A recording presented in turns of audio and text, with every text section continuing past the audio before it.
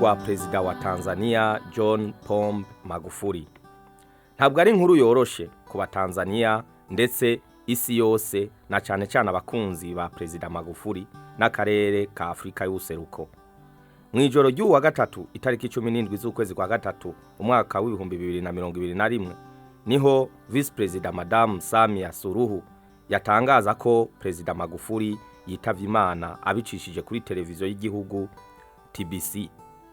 Madame Samia agira ati: Nchi, kwa masikitiko makubwa nawajulisha kuwa leo 17 Machi mwaka huu 2021 majira ya saa 12 jioni tumempoteza kiongozi wetu shupavu, Rais wa Jamhuri ya Muungano wa Tanzania, Mheshimiwa Dr. John Pombe Joseph Magufuli, ambaye amefariki kwa maradhi ya moyo katika hospitali ya Mzena jijini Dar es Salaam alipokuwa akipatiwa matibabu.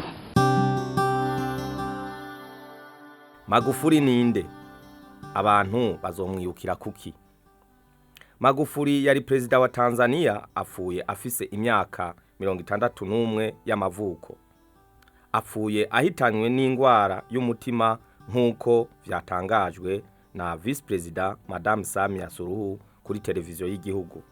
Perezida John Pombe Magufuli yavukiye ahitwa Chato itariki 29 z'ukwezi kw'icumi 1959. Amashure y'intango yayize Chato Primary School kuva mu 1967 gushika mu 1974. Mu nyuma yaho yabandanirije amashure yisumbuye muri seminare yitwa Katoke iri mu karere ka Biharamulo. Igice cya kabiri c'amashure yisumbuye yacize Muha High School. Yarangije amashure yisumbuye 1981.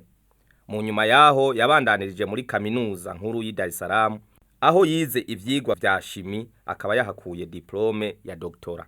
Mu buzima bwiwe bwa politiki yari umunwanyi w'umugambwe uri ku butegetsi Chama cha Mapinduzi CCM. Yatwaye ubushikiranganje butandukanye: ubworozi n'uburovyi, ubushikiranganje bw'ubutaka, inyubako n'ibikorwa vya leta. Kuva mu 2010 gushika mu 2015. Ico gihe bamutazira tingatinga mu rurimi rw'igiswahili, mu rurimi rw'igifaransa bulldozer, kubera inguvu yakoresheje mu kubaka amabarabara. Itariki 29 z'ukwezi kw'icumi umwaka w'ibihumbi 2015 Magufuli yatowe nk'umukuru w'igihugu wa gatanu wa Tanzania asubiriye Jakaya Mrisho Kikwete. Agiye azwi nk'umukuru w'igihugu yadugije ubutunzi bw'igihugu mu kugwanya rushwa n'ibindi. Yitavye Imana igihugu ciwe cifashe neza.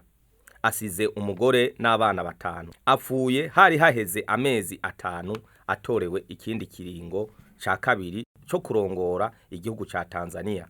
JCTV irahojeje igihugu ca Tanzania, umuryango wiwe ndetse n'akarere ka Afrika y'ubuseruko.